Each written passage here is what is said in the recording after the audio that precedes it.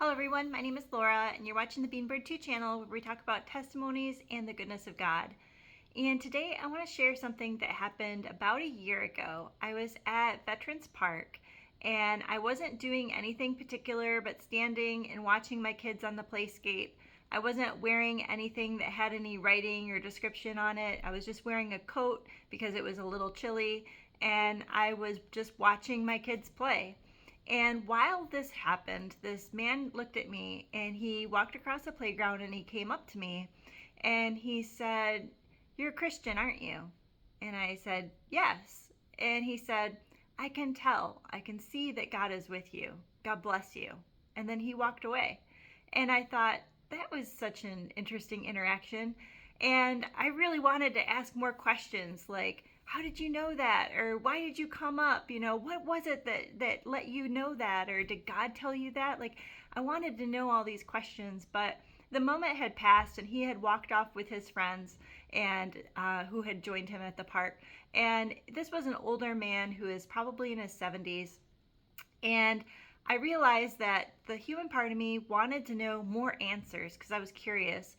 But I realized that a lot of times these special little encounters that we get from the Lord are meant to just be that. We're not supposed to know all the answers and read into them too much, but it's just a little nudge from the Lord to encourage us. And if you've had something like that in your life that comes to mind, please put it in the comments because other people can read about your experience and be blessed. And I think that just remembering those times when the Lord encourages us and nudges us on through another believer can be so encouraging.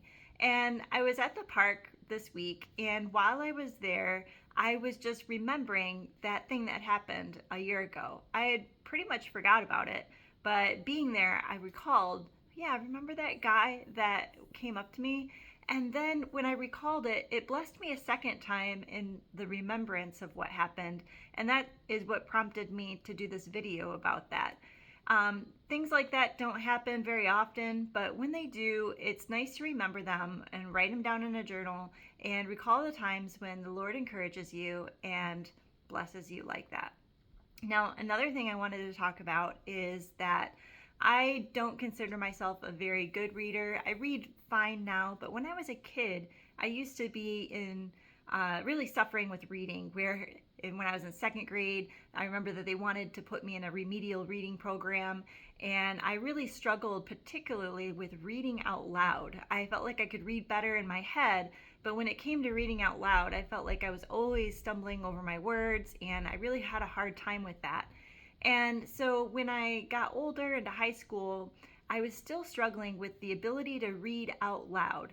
And I decided, you know what, I'm going to work on that. So what I would do is in my spare time, I would just spend some time reading out loud by myself and practicing not tripping over the words and trying to do my best.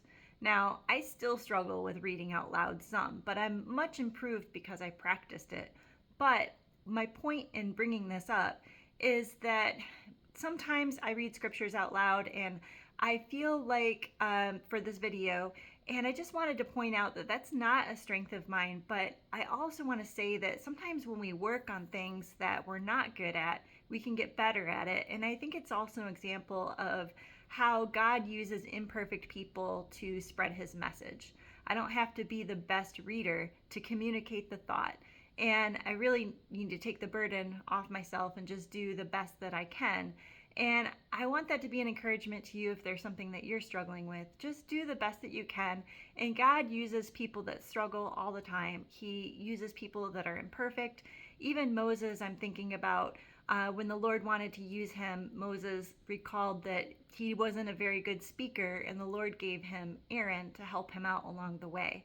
God didn't discount Moses and disqualify him. He allowed him to still have that role even though he wasn't the best speaker. And so I just want to say that. I hope that blesses you. So the next verse I wanted to read actually is also about another God wink. And this is found in 2 John chapter 1. And this came at a time when I was really feeling like I needed some encouragement again. And I opened my Bible and happened upon this chapter. And it's such a blessing. It blessed me at that time. And I'm also remembering it today as I think about the little ways that the Lord encourages on our walk. And Ken, the commenter, had mentioned that he had watched Pilgrim's Progress, and this chapter and this concept really reminds me of Pilgrim's Progress, because as we're walking this path, being a believer, following the Lord, walking in faith, we have different things we encounter on our path that lead to eternity. We have trials that we see, we have encouragement, we have perseverance, different things that help us along the way. And I love to think about how God meets us along the road and helps us along in our journey. So let's think about that as I read 2 John chapter 1. The elder, to the chosen lady and her children, whom I love in the truth, and not I alone, but also all who know the truth, because of the truth that abides in us and will be with us forever. Grace, mercy, and peace from God the Father and from Jesus Christ, the Son of the Father, will be with us in truth and love. I was overjoyed to find some of your children walking in the truth, just as the Father has commanded us. And now I urge you, dear lady, not as a new commandment to you, but one that we have had from the beginning, that we love one another. And this is love, that we walk according to his commandments. This is the very commandment that you have heard from the beginning, that you must walk in love. For many deceivers have gone out into the world, refusing to confess the coming of Jesus Christ in the flesh. Any such person is the deceiver and the Antichrist. Watch yourselves, so that you do not lose what we have worked for, but that you may be fully rewarded. Anyone who runs ahead without remaining in the teaching of Christ does not have God. Whoever remains in his teaching has both the Father and the Son. If anyone comes to you but does not bring this teaching, do not receive him into your home or even greet him. Whoever greets such a person shares in his evil deeds. I have many things to write to you, but I would prefer not to do so with paper and ink. Instead, I hope to come and speak with you face to face, so that our joy may be complete. The children of your elect sister send you greetings. And I think that that is a wonderful greeting to any believer, to remember that God is cheering us on. He wants to help us do well. And just remember the times that he's in your life and record those things and share them with others so that other people can be encouraged as well. When people hear things that God did for us, it encourages them to know that God will do those things for them too. And God will meet you along the path, and he'll encourage you along the way. He wants to help us. And so I hope to hear from you and hear your experiences, and take care.